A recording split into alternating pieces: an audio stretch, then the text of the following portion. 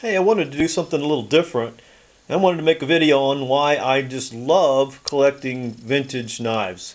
Why I think it's just the best. Why I think collecting vintage knives rules. And I've collected other things like coins and currency in the past.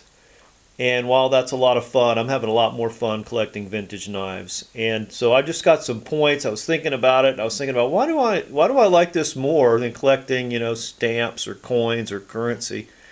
And I thought about it and I came up with some things. And first of all, it's more affordable. I specialize in vintage Swiss Army knives. And most of what I want can be found for tens, maybe a couple $100 or less, not hundreds or thousands like you often run into in collecting rare coins or currency. If you've collected those things, over the last many years they've just keep going up in price and they've become really expensive and it's hard to build any kind of a collection. Whereas with knives, it's still very affordable and you can build a collection pretty quickly. The other thing that I like, I guess this would be the second point, is just and I'll call this the tactile nature of collecting knives. It's okay to pick up your knife and look at it and run through the tools. And, you don't have to worry about putting a fingerprint on it or tarnishing that coin. You don't have to worry about creasing that piece of currency and devaluing it, dropping its value by tens or hundreds of dollars if you handle it, improperly. So, things don't have to be in a case and a plastic sleeve all the time. You get them out, you can handle them, you can use them if you wish, lightly. It all depends on how pristine or original you want to keep them.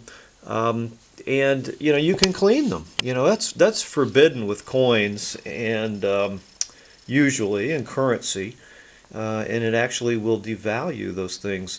But if you get a dirty knife, it's perfectly okay to clean it. And here's one that's a vintage officer and sports model from the 40s.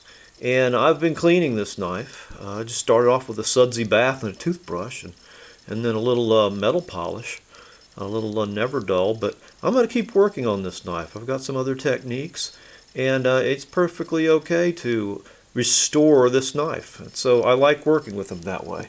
The other thing about it is it's still a collector's market. And what I mean by that is it's not a big business, and the market's not controlled by big dealers and pricing and grading services. So it's still just mostly people just trading with one another, and it's kind of there's not a price sheet out there or pricing services, and there are not dealers with huge inventories and of vintage knives, and there's no grading services telling you that, oh, this is a very good 8, not a very good 6, and that controlling the price. So it's really kind of up to you, buyer beware, and making sure you have value. But because of those first 3 points, brings me to my final point on that.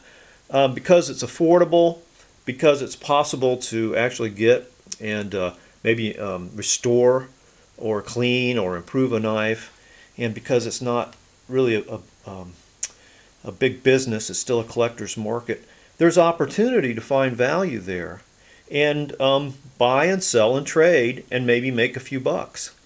And when I say make a few bucks, I mean make a few bucks, because by the time you buy something, by the time you source it and find it and pay to have it shipped to you and clean it and list it and pay the selling fees, you're going to make just a few bucks. But it's a great way to help defer the cost of your hobby. And it's also a great way, I've found, to handle a lot of knives, to see a lot of knives that I otherwise wouldn't have bought. So I've been able to see and own, maybe just even briefly, a lot of different vintage Swiss Army knives, and I've learned quite a bit. So when you have them, you learn their features, you learn their history before you pass them on. And so I just have found that a great way to kind of broaden what I'm doing and seeing more knives. And that kind of brings me to the 2 types of videos that you're going to see on my channel. I've tried to put up a lot of videos, and still do, that are just more educational in nature. That to the best of my ability, you know, I just want to contribute to the YouTube community and try to add something of value. But there's also videos where I'm just trying to show a knife that I have for sale on my Etsy shop or an eBay listing.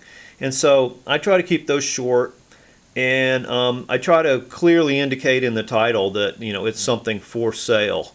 And then when it sells, I usually, after the buyer's got a chance to get the knife and go compare it to the video or something, after a few days I take it down.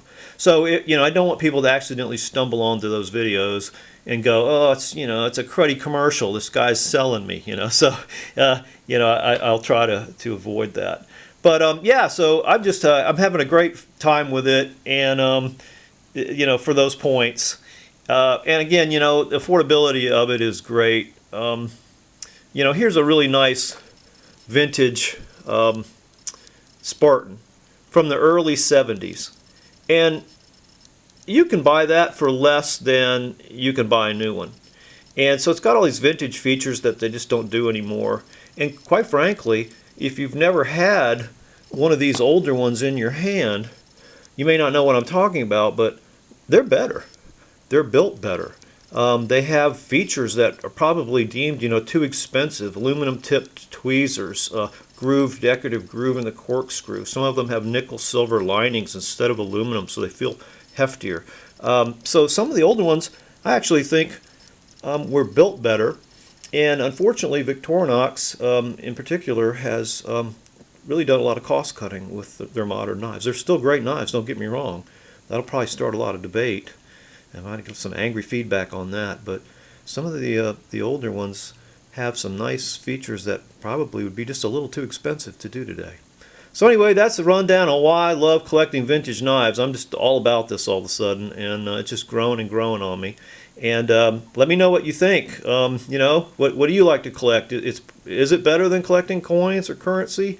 You know, give me your feedback. And any comments are welcome. I appreciate you watching, and have fun collecting.